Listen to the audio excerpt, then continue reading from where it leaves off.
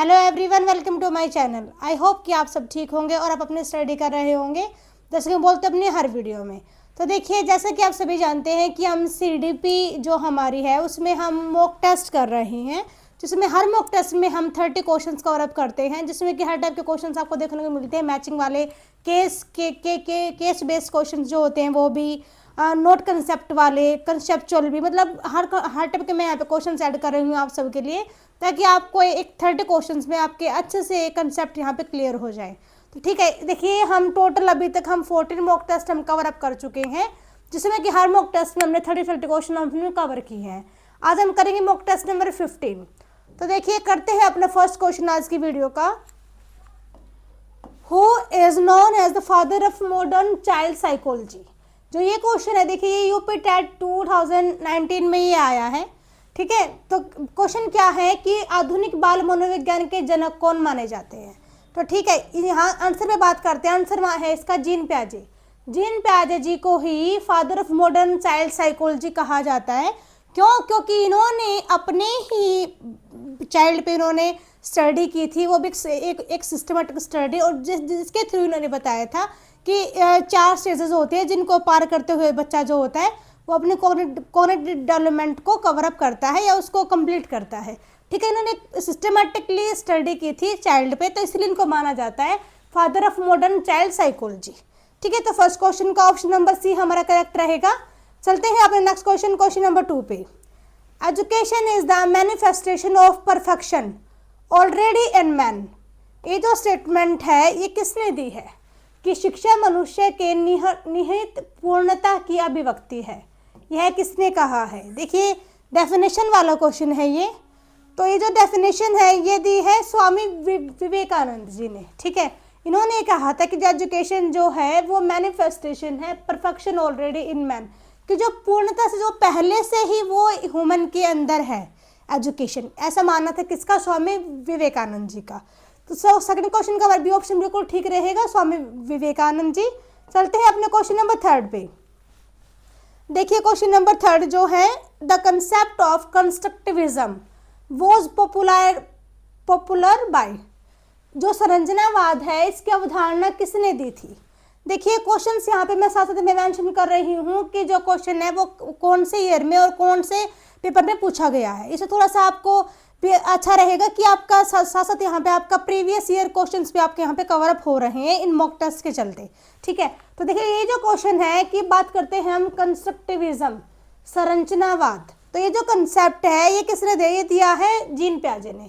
इनका क्या मानना था कि जो बच्चे हैं वो अपनी नॉलेज खुद से कंस्ट्रक्ट करते हैं। वो अपनी जो उनकी ज्ञान है, जो उनका कॉग्निशन है, जो उनका संज्ञान है, वो सब बच्चे खुद से ही उसमें वृद्धि करते हैं, खुद से उसको डेवलप करते हैं। तो इसीलिए इनका मानना था कि जो कंस्ट्रक्टिविज्म है वो बच्चे में एक अच्छी अवधारणा है जो कि बच्चे को आगे उसकी लर्निंग के लिए प्रमोट करती है। तो ये जो कंसेप्ट दिया था किसने? जीन पियाजे जी ने। तो क्वेश्चन नंबर 3 का ऑप्शन नंबर ए हमारा बिल्कुल ठीक रहेगा यहाँ पे। चलते हैं क्वेश्चन नंबर 4 पे। Which of the following is not an example of intrinsic motivation. देखिए, जो ये क्वेश्चन ये भी केवीएस में पूछा गया है 2022 में ही।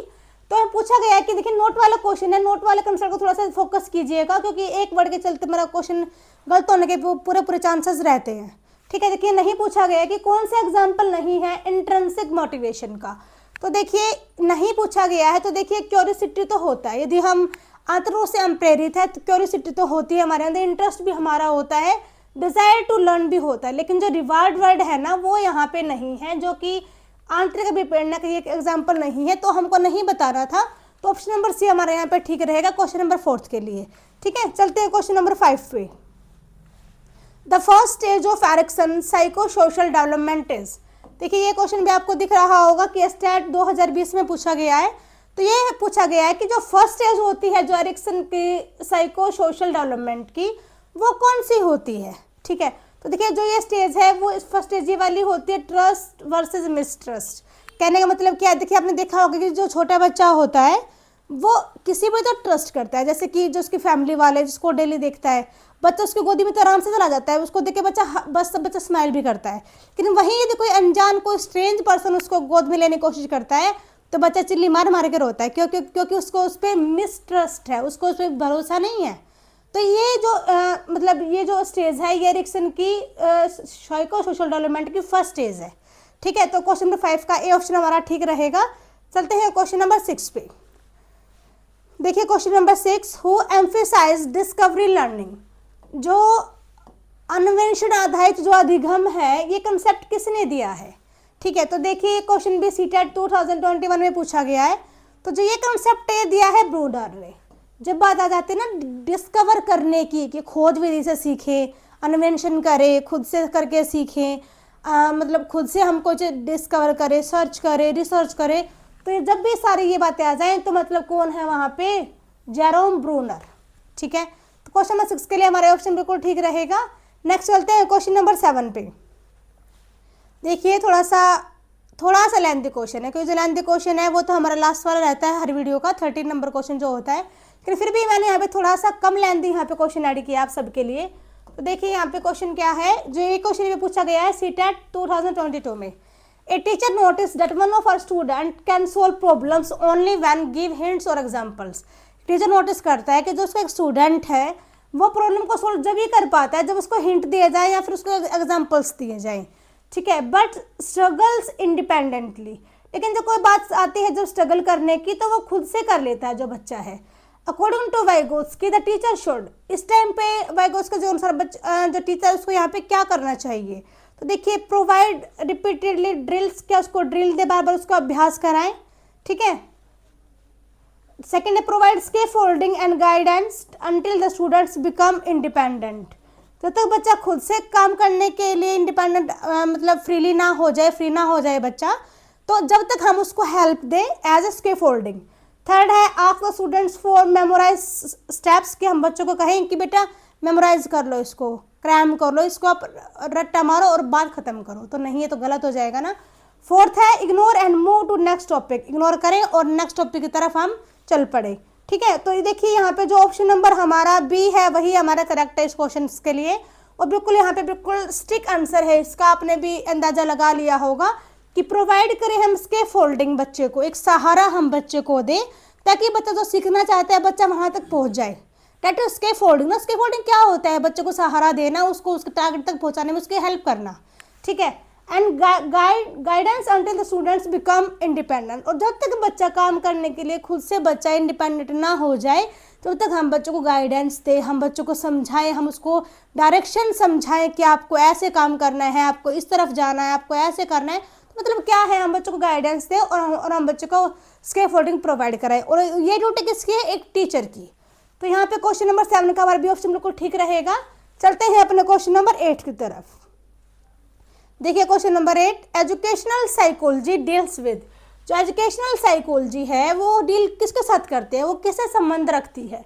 देखिए क्वेश्चन वही है कि सीटेट 2020 में पूछा गया है और बहुत इजी क्वेश्चन है। आपको यहाँ से पता भी चल गया होगा कि यदि हम एजुकेशनल साइकोलॉजी की बात कर रहे हैं तो अब ऐसी बात है कि एजुकेशनल सेटिंग की हम बात कर रहे हैं जहाँ पे हम बच्चे को पढ़ाएंगे, अपने बच्चे का एजुकेशन देंगे साइकोलॉजी के बारे में। ठीक है, तो देखिए ये behaviour of students in educational settings, कि हम एजुकेशनल सेटिंग्स में हम बच्चे के बिहेवियर को यहाँ पे देखते हैं और उसके रिगार्डिंग हम बच्चों को यहाँ पे पढ़ाते हैं। ठीक है, तो क्वेश्चन नंबर 8 का यहाँ पे बी ऑप्शन बिल्कुल ठीक रहेगा हमारा।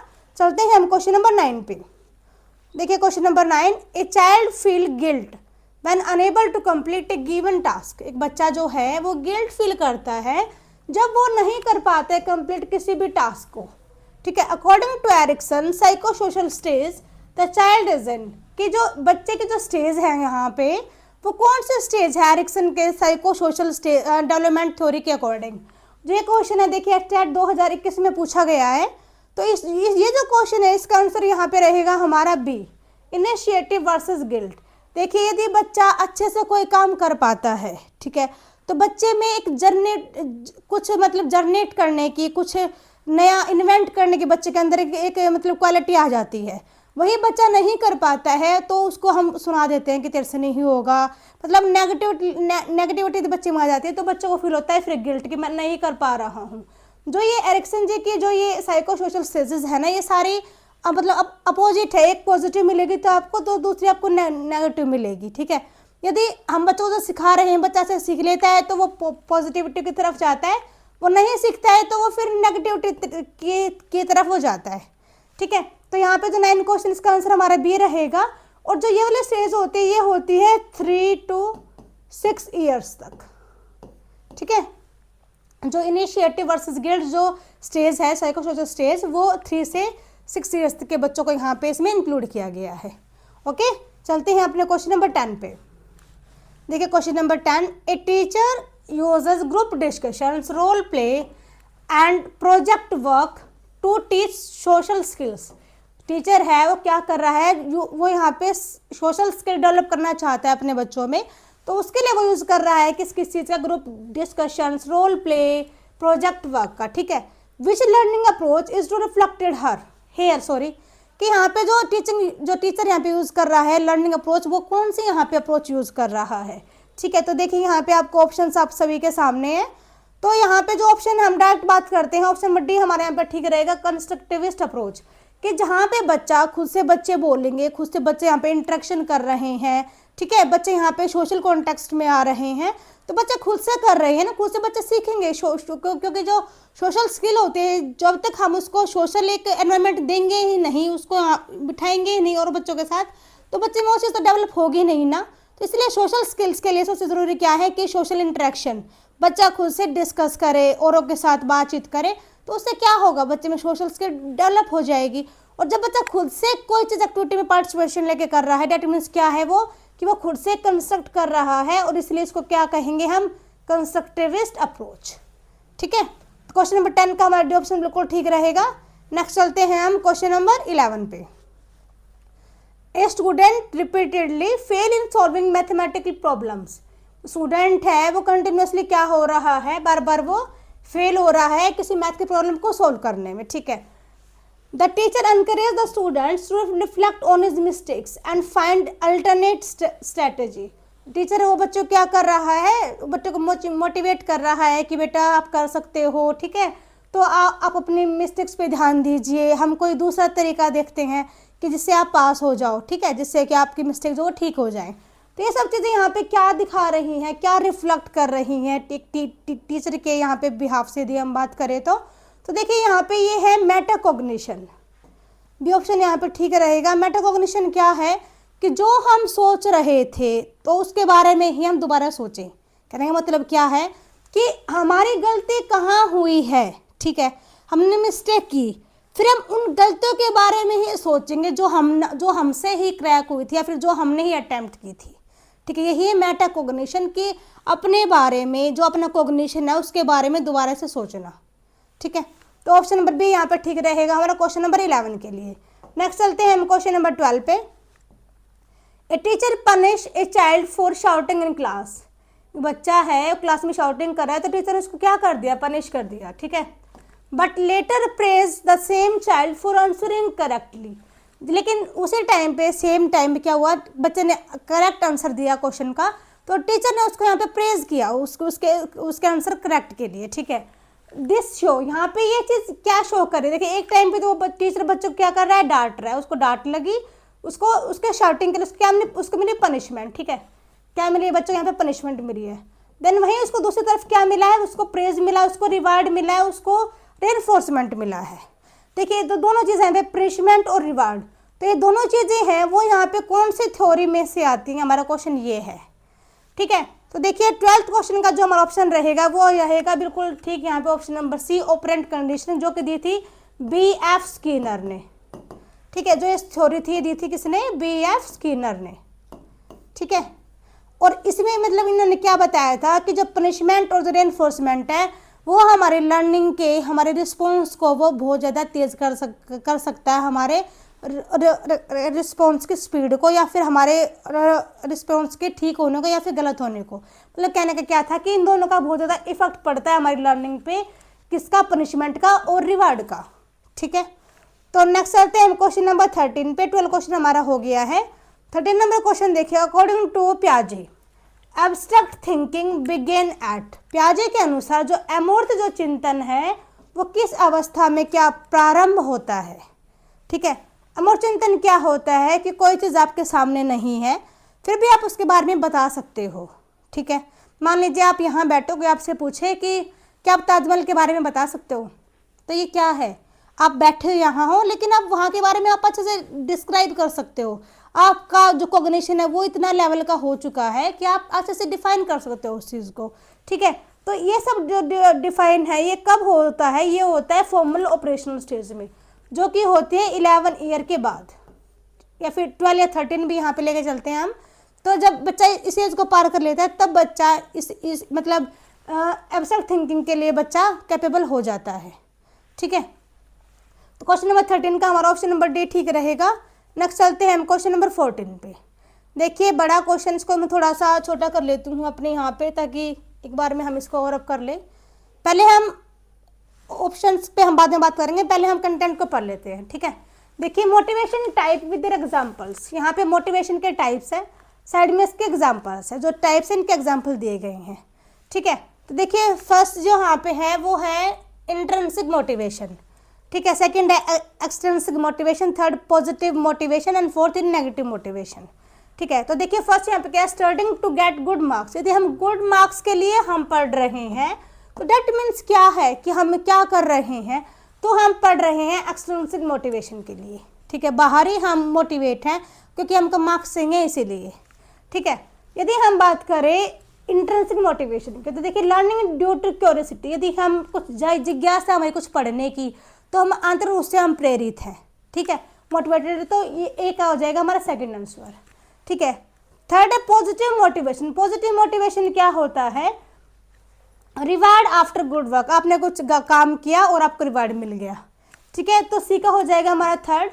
और फोर्थ है नेगेटिव मोटिवेशन। नेगेटिव मोटिवेशन क्या, फियर ऑफ पनिशमेंट, कि ये काम यदि नहीं किया तो क्या है, पिटाई पड़ेगी, बीमार पड़ेगी, तो ये क्या है, ये फियर ऑफ पनिशमेंट है। तो डी का हो जाएगा फोर्थ।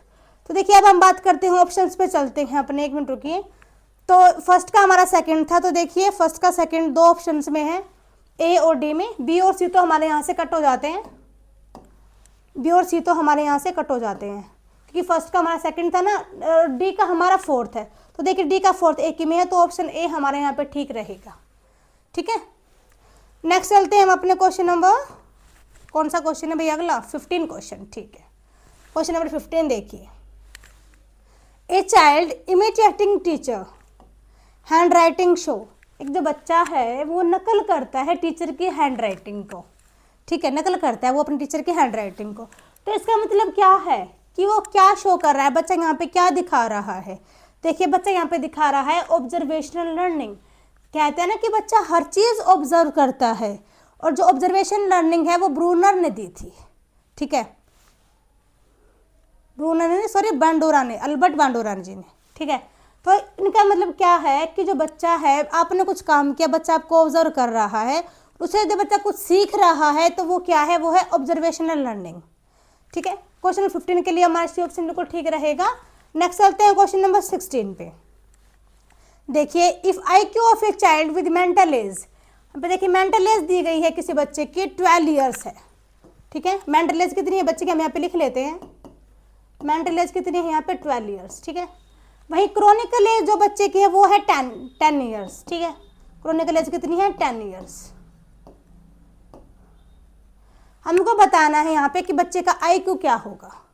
तो देखिए जो IQ का जो फॉर्मूला होता है, IQ निकालने का जो फॉर्मूला होता है वो क्या होता है, mental age upon chronological age into में 100, ये फॉर्मूला होता है भाई, ठीक है। टर्म आपके पास पूरी यहाँ पे कंप्लीट है। मेंटल एज कितनी है बच्चे की, 12 है, क्रोनिकल एज बच्चे की 10 है, और इंटू में 100। तो यहाँ से बच्चे का IQ क्या आ जाएगा हमारा 120, हमारा यहाँ पे बच्चे क्या आ गया है, IQ आ गया है।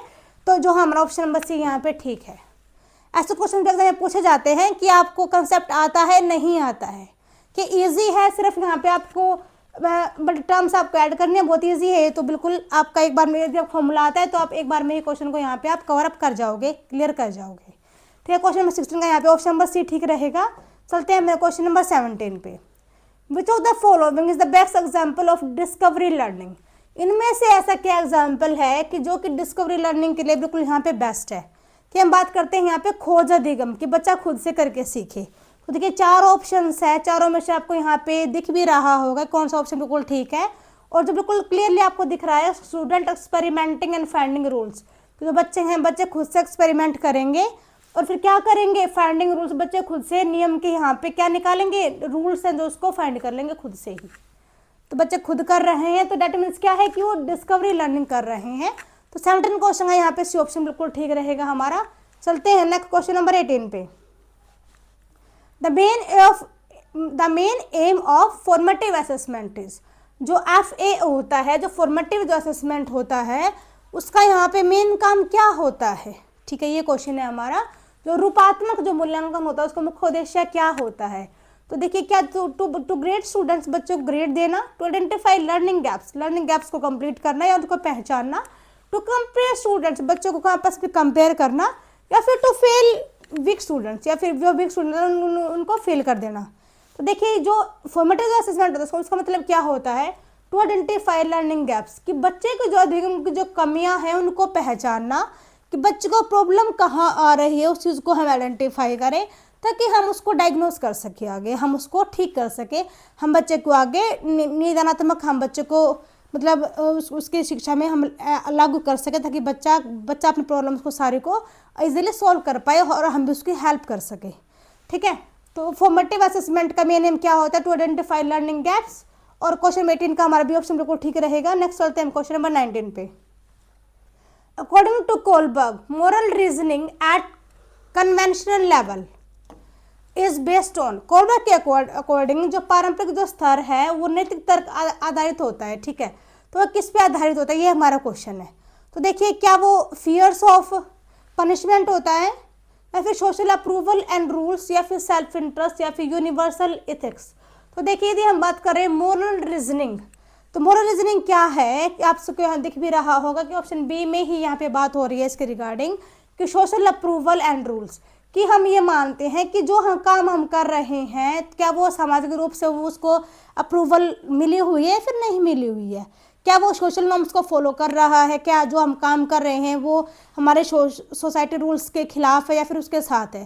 तो ये जो मॉरल रीजनिंग की जो बात होती है वो डील करेगी कहाँ पे, सोशल अप्रूवल और रूल के साथ, ठीक है। तो क्वेश्चन 19 का हमारा भी ऑप्शन बिल्कुल ठीक रहेगा यहाँ पे। चलते हैं हम क्वेश्चन नंबर 20 पे।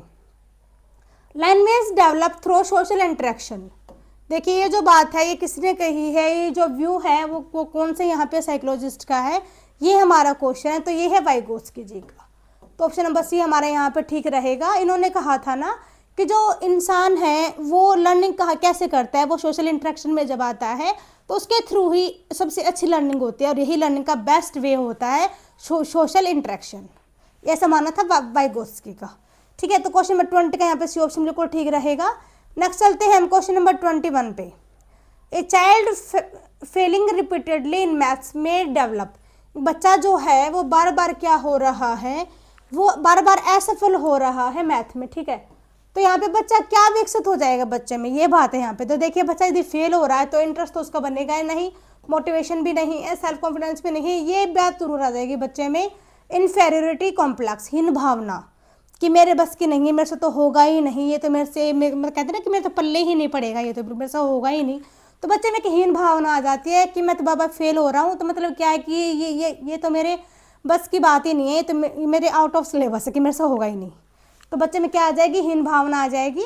तो 21 क्वेश्चन है यहाँ पे ए ऑप्शन हमारा ठीक रहेगा बिल्कुल। नेक्स्ट चलते हैं क्वेश्चन नंबर 22 पे।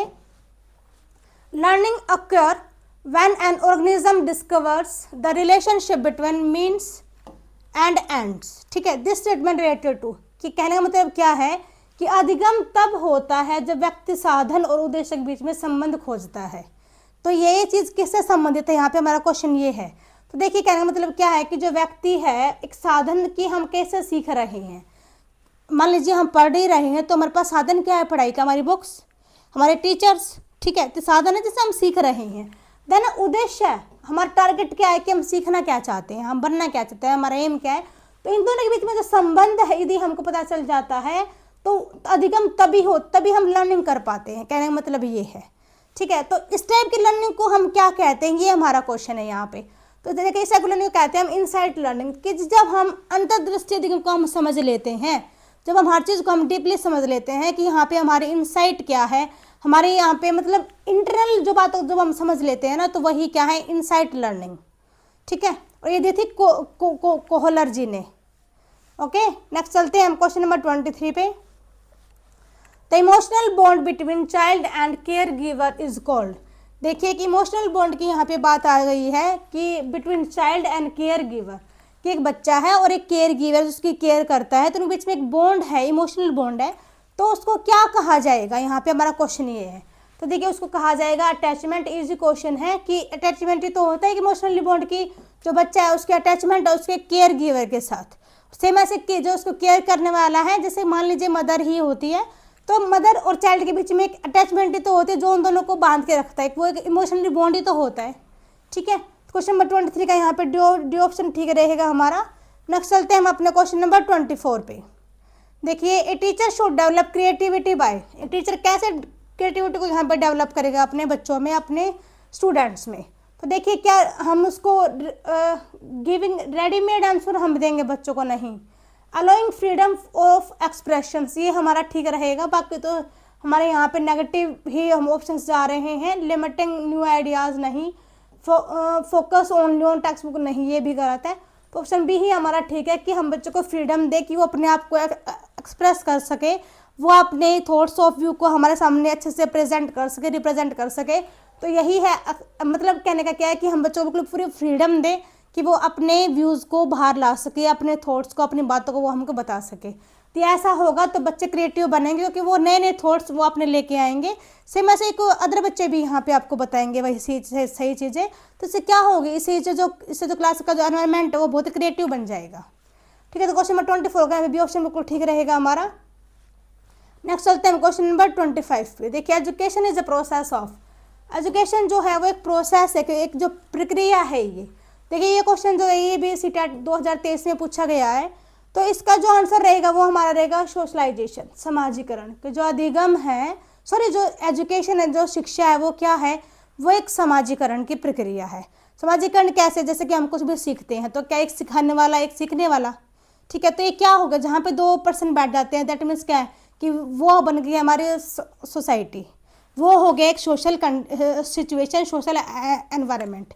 इसलिए एजुकेशन को क्या कहा जाता है, समाजीकरण या फिर सोशलाइजेशन। ओके, तो क्वेश्चन 25 का भी ऑप्शन बिल्कुल ठीक रहेगा हमारा इस क्वेश्चन के लिए। नेक्स्ट चलते हैं क्वेश्चन नंबर 26 पे। The main focus of Ericsson theory is, तो एरिक्सन की जो थ्योरी थी उसका मेन फोकस किन बातों पे था, ये हमारा क्वेश्चन है। तो देखिए इस क्वेश्चन का जो हमारा आंसर रहेगा ये हमारा सी बिल्कुल ठीक रहेगा, साइको सोशल डेवलपमेंट, मनोसामाजिक विकास। इनका मानना यही था कि जो इंसान को जो विकास है वो कैसे होता है, जब होता है जब जो इंसान है वो अपने समाज के साथ क्या करता है, अंतर्क्रिया करता है, उससे ही हमारा साइको सोशल डेवलपमेंट होती है। ठीक है, और ये जो कंसेप्ट दिया था किसने, एरिक्सन ने, एरिक्सन ने। ठीक है, तो क्वेश्चन 26 का यहाँ पे सी ऑप्शन बिल्कुल ठीक रहेगा हमारा। नेक्स्ट चलते हैं क्वेश्चन नंबर 27 पे। Transfer of learning is maximum when, जो अधिगम का जो स्थानांतरण है वो अधिकतम कब होगा? मतलब जो लर्निंग का जो ट्रांसफ़र है, मान लीजिए मैं टीचर हूँ, आप स्टूडेंट हो, आप मेरे से पढ़ रहे हो, तो क्या हो रहा है, ये ट्रांसफ़र ऑफ लर्निंग है ना, मैं आपको सिखा रही हूँ, ट्रांसफ़र हो रही है ना लर्निंग, तो ये मैक्सिमम कब हो, ये ज़्यादा से ज़्यादा कब होगा, हमारा क्वेश्चन ये है। ठीक है, तो पढ़ा रही हूँ जरूर थोड़ी ना कि आपको सारा ही समझ में आएगा अभी, है ना। तो बात है यहाँ पे कि ट्रांसफर ऑफ लर्निंग मैक्सिमम कब होगा, ये हमारा क्वेश्चन है। तो देखिए कब होगा, जब टास्क सिमिलर होंगी ना तब होगा। मान लीजिए मैं आपको इस वीडियो का मैं आपको 3 बार पढ़ा दूँ, तो जब आप इसको जब आप इस वीडियो को आप 3rd बार देख रहे होंगे तो आप इसके आंसर ऐसे बिल्कुल चुटकियों में आप इसको दे दोगे। तो वो क्यों हो रहा है, क्योंकि ट्रांसफर ऑफ जो लर्निंग जो था उसमें आपके जो टास्क है वो आपके बार बार बिल्कुल सेम आ रहे हैं, इसी वजह से। इसलिए कहा जाता है ना कि रिवीजन कीजिए, आप कंटेंट को जितना आप पढ़ोगे, क्योंकि टास्क आपके सामने सिमिलर आ रही हैं, बार बार आप पढ़ रहे हो, तो जो लर्निंग की जो स्पीड है वो बहुत ही हाई हो जाती है और आप उसको बहुत जल्दी से आप उसको लर्न कर जाते हो, सीख जाते हो। तो इसलिए जो रिवीजन होती है वो बहुत ही मस्ट होती है। ठीक है, तो क्वेश्चन 27 का यहाँ पे ए ऑप्शन बिल्कुल ठीक रहेगा हमारा। नेक्स्ट चलते हैं हम क्वेश्चन नंबर 28 पे। The process of forgetting unwanted experiences, कि जो अवांछित जो अनुभव है उनको भूलने की एक प्रक्रिया होती है, तो उसको क्या कहते हैं, फॉरगेटिंग अनवांटेड एक्सपीरियंस, मतलब जो हम नहीं चाहते, अनवांटेड एक्सपीरियंस है हमारे, अवांछित अनुभव। ठीक है, और उसको भूल जाए हम, तो उस प्रोसेस को क्या कहा जाता है, ये क्वेश्चन। तो इसको कहा जाता है रिप्रेशन, दमन।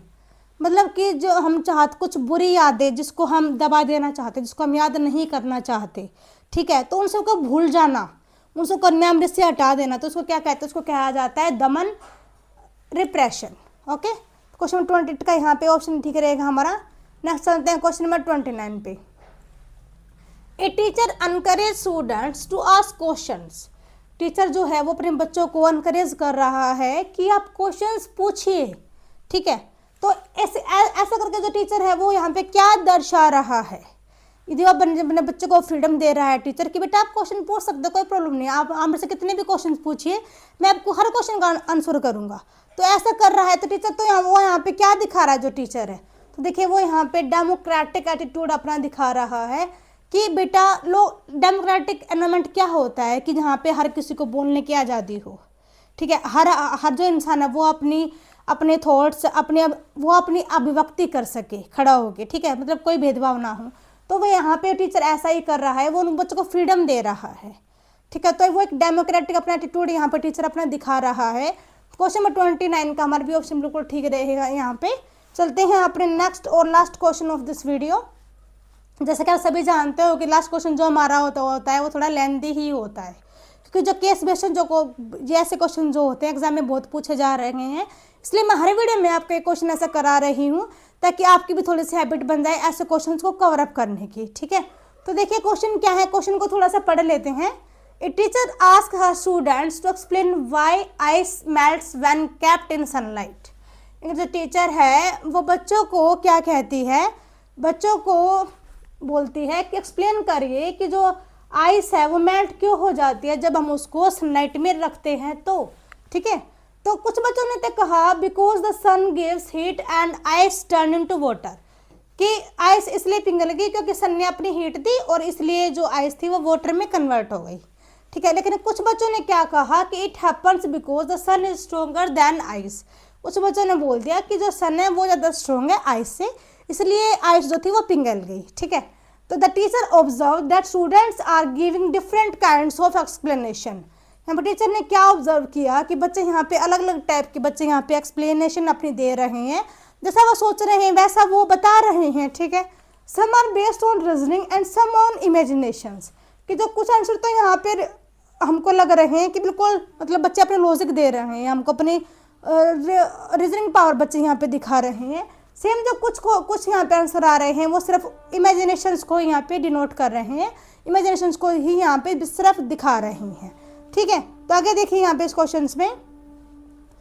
क्वेश्चन में अकॉर्डिंग टू पियाजे theory of cognitive development which stage are these students most likely to belong to, कि जिन पियाजे के अकॉर्डिंग बच्चे ऐसे ऐसे आंसर कर रहे हैं, तो पियाजे के अनुसार जो उनकी थ्योरी थी कोग्निटिव डेवलपमेंट थ्योरी, उसके अकॉर्डिंग ये बच्चे जो हैं वो किस एज से बिलोंग कर रहे हैं जो ये बच्चे हैं। क्वेश्चन हमारा ये है, क्वेश्चन आपने पहले भी मैंने आपको भी बताया, क्वेश्चन में क्या है, कुछ बच्चे यहाँ पे कुछ आंसर कर रहे हैं, कुछ बच्चे कुछ आंसर दे रहे हैं। तो पियाजे के अनुसार जो बच्चे आंसर दे रहे हैं उनके अकॉर्डिंग इन बच्चों की एज क्या है इन स्टेजेस के अनुसार, ये हमारा क्वेश्चन है।